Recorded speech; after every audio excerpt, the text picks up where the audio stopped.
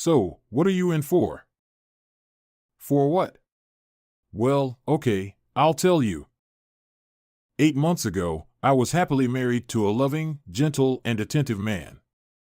We got married right out of high school and had children a few years later. I had a classic American family with 2 children, a boy and a girl. I also had time to build my career and even got a few promotions, which involved a lot of responsibility. I had a friend at work named Cheryl. She had been married twice and screwed up both times. But she had a lot of experience with men. She used to fill my head with her stories of the wild nights she'd spent with different guys, and she'd always say, "Go for it while you still can. We're not getting any younger. It's such a bliss." She said it would diversify my love life, make me feel wanted, and make my marriage stronger. She was very obsessive. But, after her talk, I started to wonder. The thing is, I was a virgin when I married Bill, and I had all these work responsibilities, plus the house and the kids, and after 15 years of marriage the bedroom became a chore. I don't mean I wasn't happy, I just wanted some excitement and new experiences.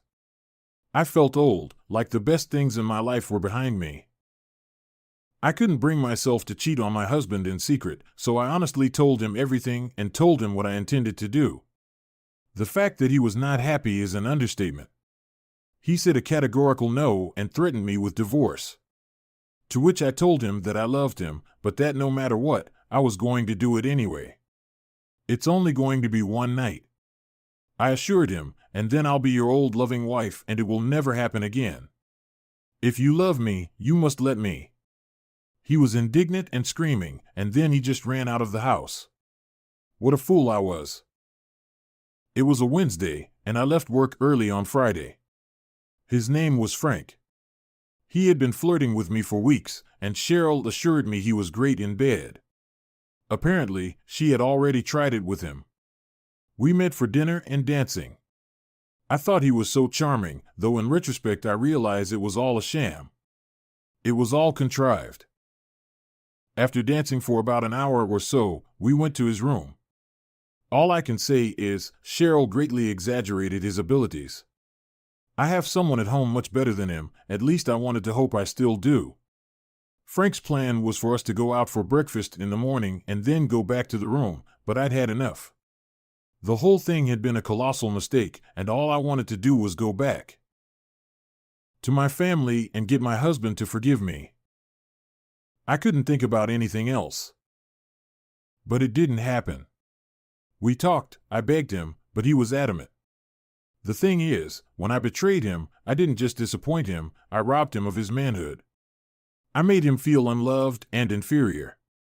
If he had forgiven me, he would have lost whatever self-respect he still had. I had broken him and ruined the best thing that had ever happened to me, all because my life seemed boring and monotonous, and I had stopped appreciating what I had. And all because of some stupid thing. Even though he tried, it was clear that there was nothing to be gained back. The divorce was quick. We shared custody of the children, but we no longer lived together. Cheryl tried to convince me that it was Bill's fault, and if he really loved me, he would turn a blind eye. I told her to go to hell. That's when I started planning and working on what got me here. I started going to the gym every day on my lunch break and whenever the kids were at Bill's. In addition to doing Pilates and on the exercise bike, I started spending a lot of time on the weight machines. After increasing my strength and endurance, I started going to workouts where they taught me how to throw punches and kicks. I became very athletic. Today is exactly 2 months since my final divorce.